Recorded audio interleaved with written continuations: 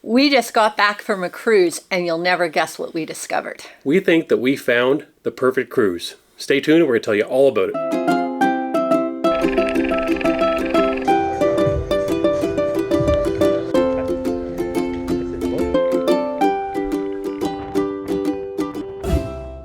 Hi, we're Jill and Jerry, the Cruising Canucks, and we just got back from our 44th cruise, and we were wondering, is there such thing as the perfect cruise? Yeah, we were heading out to Eastern Canada on Holland America's Volendam, and we were figuring this was just a cruise that, we had a gap in our cruise schedule. We wanted to get more content. We wanted to see a part of Canada we haven't seen before. Yeah. Kind of thought maybe we'd like to try a different ship with Holland America compared to some of the newer Pinnacle class ships, and we really did not expect what happened to us. Exactly. So the Volendam is the smallest cruise ship that we've ever sailed on. So we had a little apprehension about that, thinking, oh, perhaps it's too small. We're not going to like it. All those questions. Yeah. So we went into it really kind of thinking we were going to have a good time by ourselves and have a great cruise. And what we came out with was several points that we wanted to talk to you about to explain why we think this was probably the perfect cruise for us. Yes. And the first thing we want to talk about, we're going to talk a little bit about price. Oh, yeah. And then we're going to talk a little bit about ship size and what cruise line we were on and how that worked in our favor. The itinerary, and a little bit about the weather with the itinerary, the type of place we went to. Mm-hmm. We want to talk a little bit about the embarkation, debarkation ports on this cruise itinerary. We definitely want to talk about the entertainment, sure. And we're going to talk a little bit about the food. Yes. And all those things combined, to make what we feel was a perfect cruise. We'd always said to people, what's the perfect cruise line or perfect cruise? We've been asked many times. Yes. And we've always said, we'd like to take a little bit from all the different cruise lines. Well, yes. Guess what? I think this cruise almost met that. We came pretty close. We did. So first let's talk about price. Price point was really well, yes. In our opinion. Yes. But knowing that we took this cruise in May, and so it's just started doing its run, and so booking in May saved us considerable amount of money as opposed to going in August or September. Yeah, and the Volendam was just returning from cruising literally on the other side of the world to reposition and do Eastern Canada. And we looked at the price. We thought, hey, that's a good deal. I think in Canadian dollars, we got this for under $2,000 for a couple. In saying that, we spoke to a lot of people on board. They got it for even less money. A lot of people got it cheaper than us. Some people even were able to get using the new Holland America standby option. They were on the ship as well for even less money. Yeah, exactly. So there were deals to be had to get on this ship because it was just beginning this type of itinerary. Yes, and when we considered the price, then we considered a lot of the things we wanted to do while we were on the ship and some of the features that we needed. We also decided at the last minute, within a couple of weeks of the cruise actually, we upgraded to the Holland America's Have It All package on top of the low fare that we charged in the first place. That's right. So yeah, so as far as cost, this cruise costs us less than most of the cruises we go on for 7 days. Mm-hmm. And so just put that in the back of your head. Remember that when we start talking about all the other things that were really, really big pluses. So right. Definitely, and I think part of the reason it was a lower price was the time of year in Canada. Most people think of Eastern Canada, Northeastern U.S. itineraries as being the fall. Everybody right. wants the fall colors. They want to come for the fall colors. But spring is beautiful. Yes, it is. And we'll talk a little bit about itinerary too. That kind of talks a little bit about that. But yeah, so price was the first thing that caught our attention. No doubt, we were thinking this was going to be, we thought it would be our 44th cruise. We enjoy cruising and being on a cruise ship, and regardless what happens, we're going to love just being on vacation together. Right. We didn't expect the outcome. So right. The next thing that really played into it for us, and we suspected going in, ship size was going to be a factor. Yes. Now, what you may or may not know was that this was our first cruise back to being on our largest cruise ship ever. So back in February, we were on the largest ship that we've ever personally sailed on with over 5,000 passengers on that cruise. And then we made the big jump to go on one that just had, a capacity of 1,400. Yes, Volendam is the smallest ship in Holland America's fleet. Mm-hmm. Physical size-wise, it's not much different than classic older ships like the Titanic. So when you think about that, considering the size of other cruise ships these days, it's a relatively very small ship, which is a plus because it was able to get into some ports that other big ships can't get in. Right. But the other plus was what it was like on board. I can't even, I don't know how to explain how drastically different the crowds that we're used to on cruise ships didn't exist, even though this ship was pretty close to capacity. Yeah, there was no lines hardly at all. And if there was a line, it was with a couple of people. It wasn't 100 of people of any sort. The biggest line we encountered the whole time was tea time. So that's something to note. It was hilarious how many people. It was lined up considerably. I think it took us around 20 minutes to get in for tea time.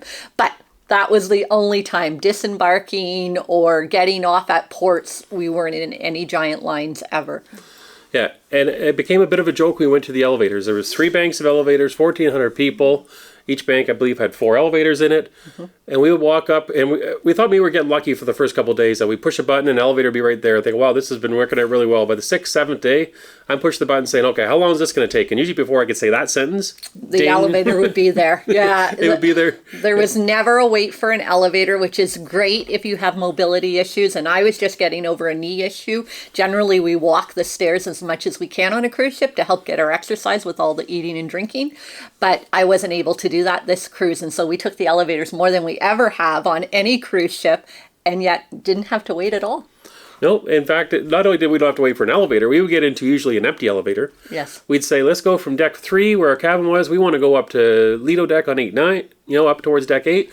And we wouldn't stop at all to pick anyone else up. So it would be a trip by ourselves in the elevator. And that was more often than not. That wasn't the Yeah, I was just going to say, I think on the 7-day cruise, we could probably count on one hand the amount of times that we shared an elevator with another couple or another person. It was crazy for us. And the nice thing with the small ship size, too, is if we didn't have a knee problem, we could have easily did stairs between all the floors and not even have to worry about the elevators. True. But in this situation, it worked out for us. And maybe that's why the elevators were so readily available, because everybody else is like, oh, it's not a giant ship. I can walk the 4 or 5 flights of stairs I need to get somewhere.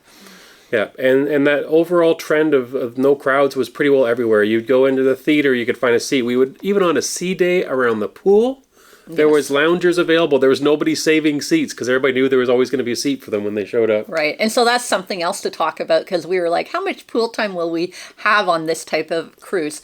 Well, they have a roof covering on the main pool. And so they managed that really well, in that it was closed when it was extremely cold. They opened it up just a little gap when it got a little warm in there to let some fresh air in to keep it comfortable. So you were able to use the pool deck just as you would if you were on a Caribbean cruise, because Holland America did such a great job of sort of controlling the roof on that pool.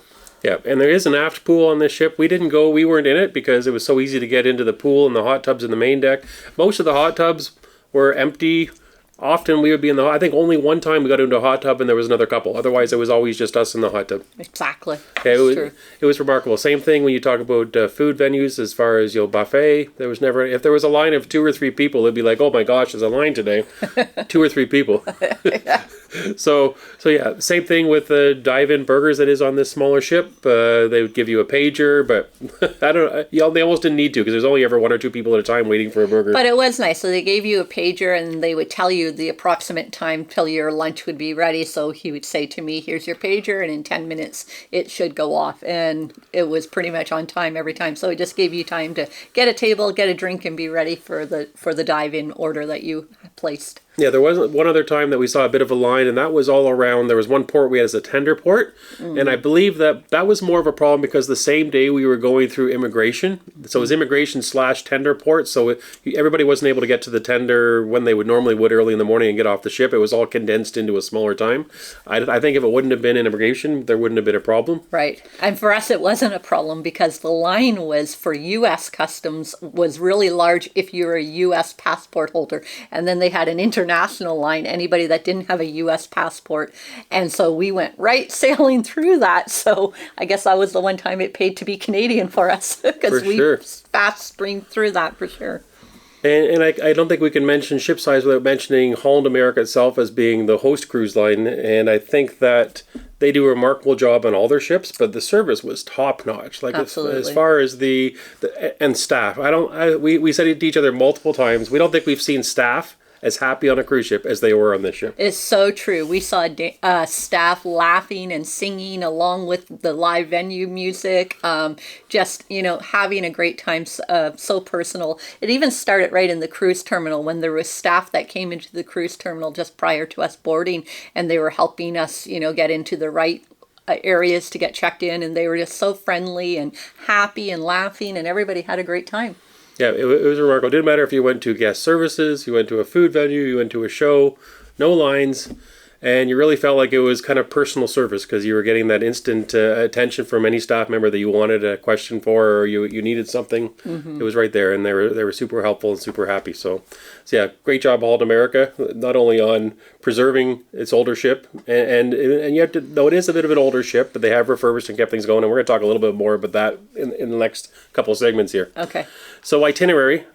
All right. So this itinerary was East Coast Canada. As we mentioned, it's considered what typically would be an out of season for cruising in Eastern Canada. Right. So it was called the Canada New England Cruise. And so we embarked in Montreal and disembarked in Boston with stops in Quebec City, Charlottetown, Sydney, Nova Scotia, Halifax, Nova Scotia, and Bar Harbor, Maine being our last port of call.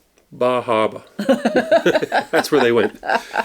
So that was the itinerary, and this ship actually does that itinerary back and forth. So the people on it after our cruise, they got on in Boston, they went back to Montreal. Some people were doing it back to back and just returning to the same city. Right. They do a couple different ones in the fall where they go up to Newfoundland or different parts of Quebec. Yes. But for the most part, they're back and forth between Boston and Montreal. I think at one point you can even stay on for like 25 days and go to Iceland on one of them. We had somebody saying that they were going to be doing that. So exciting.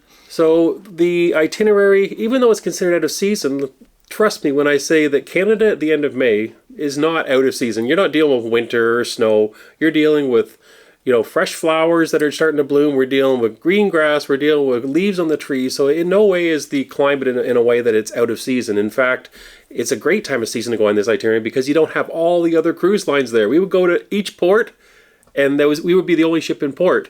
And it's funny because on the last day we arrived in Boston, Mrs. Canuck turned to me and says, "Oh, that's the first other cruise ship we've seen this entire 7 days." It's true. It's true. So yeah, the itinerary was fantastic. All the ports were ready. They're capable of handling many more people on bigger ships. But because we were one small ship, we kind of had the ports to ourselves. Again, there was no lineups at the ports for anything.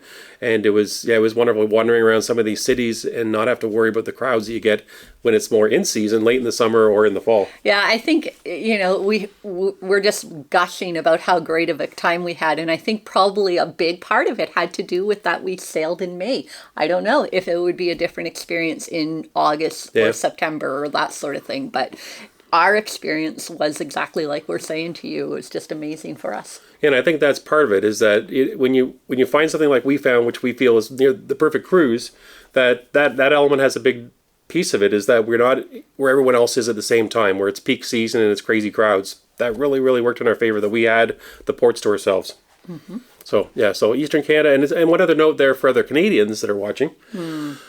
You're cruising in Canada. Your cell phones are working, which us Canadians don't have the liberty of having anywhere else in the world. Yeah, that was nice. You're in Canadian ports using Canadian dollars, giving back to Canadian vendors, which is always a nice feeling. And also, we felt the prices in Canadian were very reasonable compared to what we pay usually in U.S. dollars. I'll give you a prime example. When we were in Halifax, we went to Peggy's Cove, and there's a restaurant there, and they had a sale on a lobster dinner, full lobster dinner for $25 Canadian a person, which, I'm like, wow, that's a pretty good deal.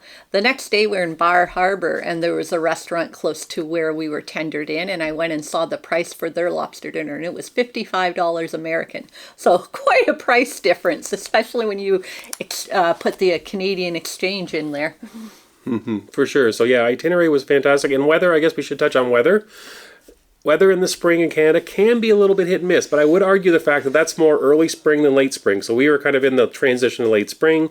You often get long periods of time in the east coast of Canada, even in Quebec, where you get a good run of nice, warm spring weather. And that's exactly what we had. We had one day where we had a little bit of fog and drizzle. Other than that, we had 25 degrees or almost 80 Fahrenheit. And sunshine for 6 out of 7 days. We were very fortunate. Even the staff on board was like, wow, you guys are having the perfect weather cruise. So I think it was definitely the best weather that they had seen so far during the season. So the next section we want to talk about just quickly was the embarkation and debarkation ports, being Montreal and Boston. And depending on how you do this cruise, it could be either one. Yes. But we found the experience at each one very similar. Getting on the ship in Montreal was very easy. Again, very little lines. The only thing, it felt a little bit strange. It was a little later getting on the ship than other cruises we've been on. We were on at 11:30, which isn't too bad. But when we arrived at the port, they said there's no way anybody was getting on till noon. But we did get in half an hour early. 11:30, yeah. So that was kind of a little bit odd, and I think part of that was because they had pushed back the departure from Montreal till 7 p.m. So there was no rush to get anybody on the ship. So, and then getting off in Boston, wow. Like, we were sitting having breakfast in the dining room the day we were getting off the ship. Yes. And 11 minutes later, we were in a taxi. We were in a taxi going to the airport, and 5 minutes later we were sitting in the terminal of the taxi without even being able to check in yet because we were so early. Yeah. So in under 20 minutes, we went from having breakfast to sitting at the terminal at the airport. That is remarkable. It was crazy. I mean, and part of that perhaps is that we cleared U.S. Customs the day before in Bar Harbor. So getting off in Boston, there was no customs that you had to do.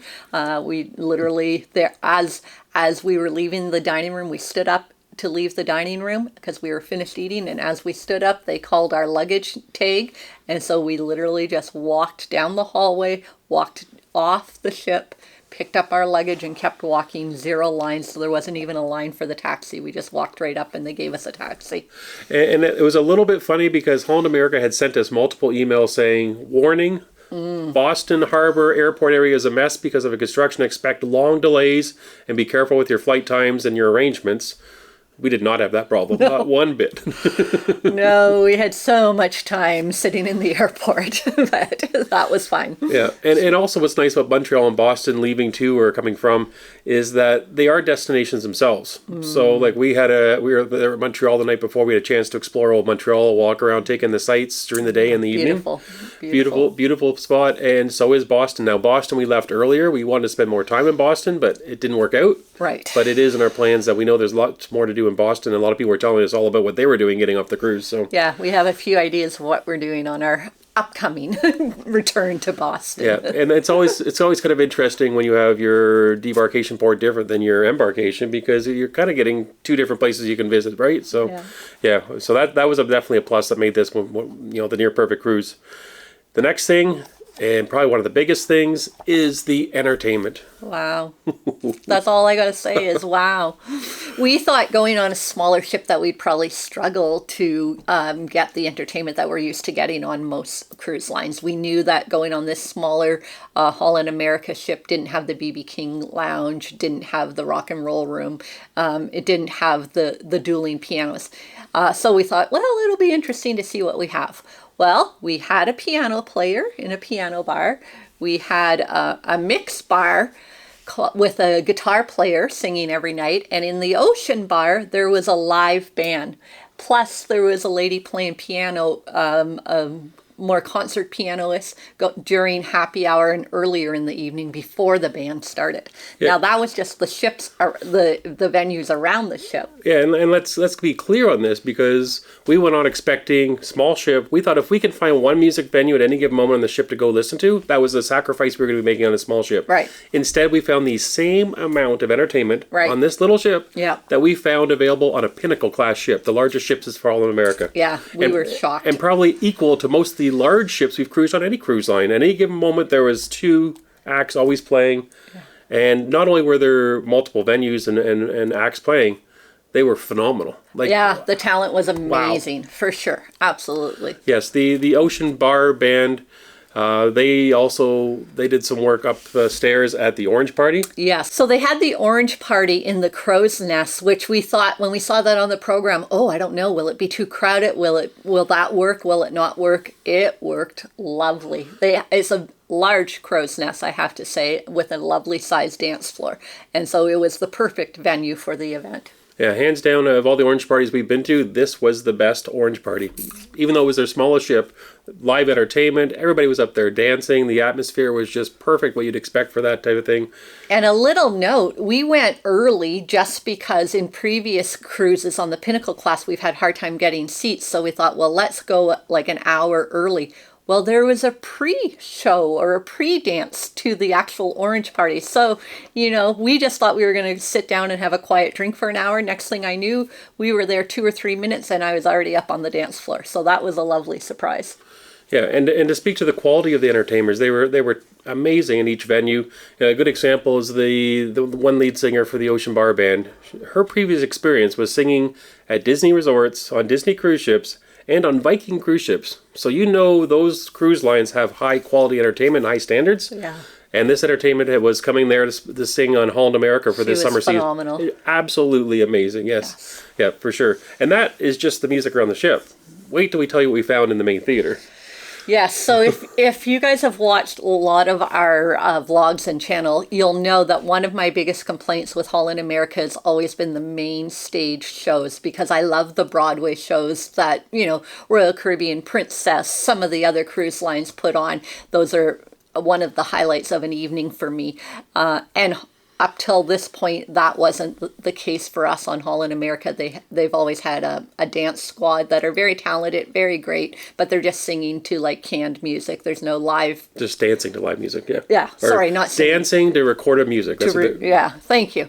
Anyways, now what they have done, what Holland America has done, is they have a group called Breton Thunder that is specifically on the Canada New England cruises, so that you can get a taste of the local music and culture of where you're going. So I do believe they have themed shows for other places that they're sailing, but this is what was on our cruise, was a group called Breton Thunder, and this group was amazing. But as long as the bottle was passed around, everybody was feeling gay. Oh, Leary came with bagpipes, some music for to play. That's how they show their respect for Patty Murphy. That's how they show their honor and their pride. They said it was a stiff shame that we could run. Yeah, for those Canadians that are familiar with the band Great Big Sea, it was like going to a Great Big Sea concert when you went to hear this band play. It was. They played 2 shows a night. They played twice during a 7-day cruise. And there were many people that watched both shows, both nights. We took in all 4 performances, even though 2 of them are the same each night. Absolutely. But they were that good that it was worth it. It was, we argued, the best thing we'd ever seen in a main theater on any cruise ship, and that's 44 cruises in. Yes, it was phenomenal to be a part of that, and it really was. It felt like they drew you in, and it just made you feel like you were a part of where you were cruising to, and all of that. So it just sort of. Yeah, we talked to a lot of other guests about it, and they all had the same feeling. Everybody on the ship was buzzing after the first night that they performed, saying, "Have you seen that band, that Brett?" And everybody was there the second night for sure that hadn't been there the first night. They were definitely the talk of the cruise ship. Not only of the passengers, but also of the crew. You have a good entertainment venue when you see the other performers around the ship showing up to watch the performers that you're there to watch. Not only that, there was also officers in there. Absolutely. The entertainment director of the whole ship was there, getting feedback from people. We spoke to him for quite a while about what we thought and how amazing it was. And he was happy to get the feedback and said he's been hearing that about this band as they've been performing and on this itinerary. Yeah, for sure. So absolutely amazing, and it really supplemented the other type of Holland American entertainment. And there was also the exec talks that we get to know. This one was on Canada specifics. We went to learn a little bit about Canada. And we did, or at least I did. I don't know if maybe Mr. Canuck knew it all, but it was some interesting takes on things that you sort of take for granted being Canadian. So I enjoyed it a lot, actually. Yeah, and there also still was the Step One Dance Company. Yes. And they did, I believe, 2 or 3 shows. And they were the same named shows that we'd seen on the other cruise. But what was different is the stage is smaller on this smaller ship. It doesn't have that big 180-degree circular stage that on the Pinnacle class. Right. But for whatever reason, on the smaller stage, they had re-choreographed it and redid some of the imagery and some of what they did. It actually was better. It felt larger to life, I guess, right? Whereas maybe the stage in the Pinnacle class, it's too big for that performance. I don't know, but it felt right on this ship for sure. Yeah, we really enjoyed it, even though it didn't have anybody singing and it didn't have any live music. On the flip side, the dancing was great, and the way it was choreographed and used in that theater space, we enjoyed it much better than we have previously on the bigger ships. Sure. So, yeah, entertainment all around was, absolutely amazing. We were excited every night where we were going. And it was interesting because that Orange Party band, which was the Ocean Bar band, the same reaction they had at the Orange Party with people up dancing and having a good time, they were bringing that down to the Ocean Bar every night. So it was like having an Orange Party every single night. That's right. There was people on the dance floor every evening, which was fun for sure. Yeah, for sure. Yeah, it was remarkable. Yeah, we thought we'd miss BB King's Blues Club. We thought we'd miss the Rolling Stone Rock Room or the Billboard on Board. we didn't miss it at all. Not at There all. was so much entertainment on board that we realized at the end of our cruise that we hadn't even turned on our TV except to do our muster station on the first day. But other than that, we hadn't turned it on the whole week. You know, Holland America always has lots of really good movies on their television sets that you can watch. And we were just too busy taking in the live music that we didn't even watch a movie. The other thing we should note is this smaller ship had a very large movie theater, and they did play movies throughout the cruise 3 times a day, I believe. I'm not sure if that was every day, but the one day I looked at it, it was playing at 3 different times during that day. And like a fair-sized movie theater, that would have been a great place in case you did have bad weather one day. Luckily for us, that wasn't the case, but I know there were people that did take in movies in the movie theater. Yep. And lastly is food. Everybody wants to know about the food on a cruise ship. Right. And being Holland America, we knew going in the food was going to be good. We've always had good experiences with the food on Holland America. But we thought we'd try a couple different things and different strategies to try it all out. So the one thing I tried was something I did years ago on one of our first Holland America cruises, is I tried out the vegetarian menu. This is kind of a behind-the-scenes menu that you have to ask for. You order what you want for the next night, the night you're in the dining room. So I would say, okay, tomorrow night I'd like to choose from these items from the menu, and they would have that specially prepared for me. So I went through that. I think the menu is a little bit smaller than what it was when we did this on the New Amsterdam. Okay. But still, lots of options there. I was able to choose something different every single night, and I did that for, 6 of the 7 nights, because you started on the first night for the second night of the cruise. Right. But yeah, it was well done, although in saying that, I had a bunch of different items off the main menu as well, and they were equally as good, and there was lots of veggie options there. I probably could have actually just stayed with the main menu, but it gave me some more options for someone like me that likes more vegetable-type dishes and less meat. But someone found some really exciting meat, too. I went the other way. So one of the things that I did note is that Holland America sort of tries to match some menu items for places of ports where you're at. So for instance, when we were in Bar Harbor, there was clam chowder on the menu, stuff like that. And we noticed that they did that when we did the Alaskan cruise with them too. And I love that, especially when you're out in the ocean and you can get fresh seafood that's special to the area. But the one thing that I did was, I've never done before on all of our cruises, was I paid for the upcharge on the main menu, and I paid an extra $18 US to upgrade my meal and have filet mignon with a lobster tail one night for dinner. And for $18, it was phenomenal, and one of the best meals I've had in a main dining room. Of course, I know I had to pay for it. And some cruise ships still give you lobster tails on formal nights, but Holland America is not one of them. So if you want to have a lobster tail in the main dining room, you do have to pay for it.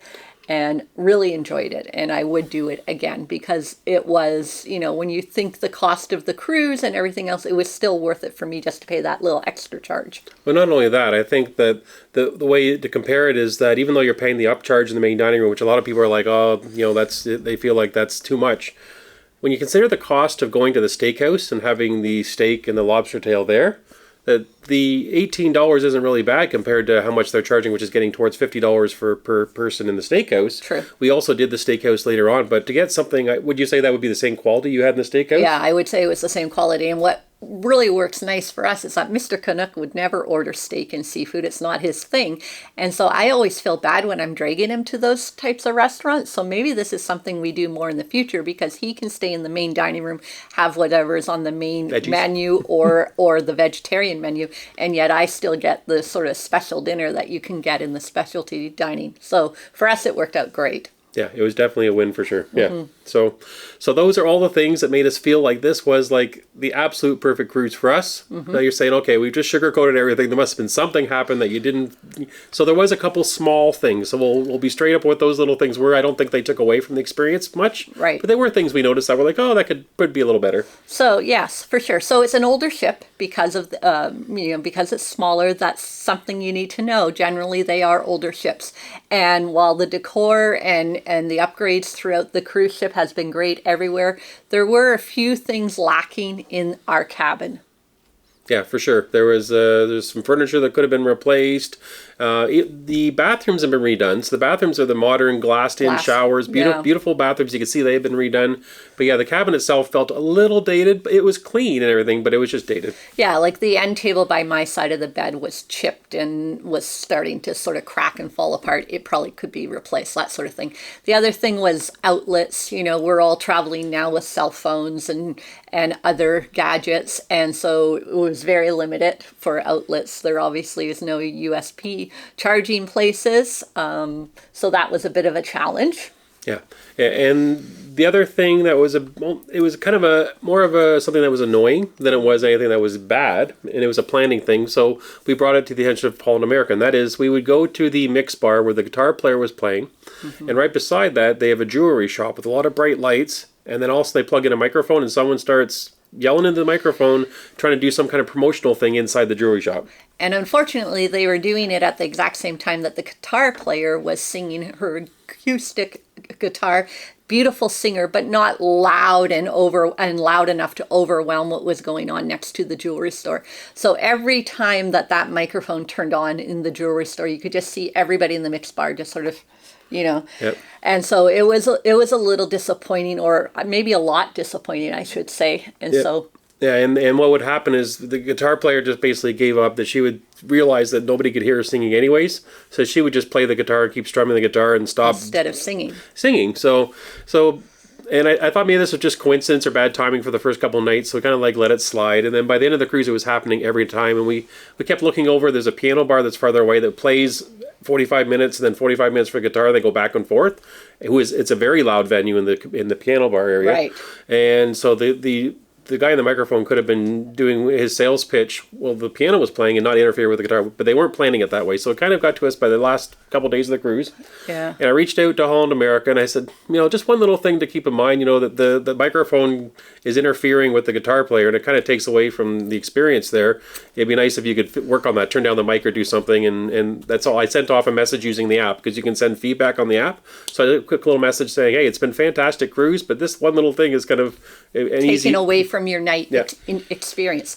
So yeah, Jerry sent that message while we were just having a drink in the mix bar, and within 10 minutes I noticed the entertainment director come up and speak quietly to the man in the jewelry place, and then speak to the guitar vocalist, and all of a sudden her mic went up, his mic went down, and she went to resuming. So that was wonderful to see that something, an issue like that was fixed within 10 minutes. Yeah, it was fascinating to us because we live in an era where we get home, we get these surveys from the cruise lines that they tell you that are coming, and they want to get your feedback, so hopefully they can make future experiences better if there was anything that didn't work. Mm-hmm. We saw that happen real time, live, on the ship, not having to wait to get home and hope they fix it for next time. They fixed it right there on the ship. It kind of made me think, I wish I would have said something the first night. Yeah, because I think it was night 5 when we finally sent the message. But yeah, had we said something maybe night 2, it would have been made that venue even that much better. Yeah, and again, well done, Holland America. You took feedback, you acted on it, and you ended up with a great outcome for everybody. They were still able to time it so they could do their promotions in the jewelry shop,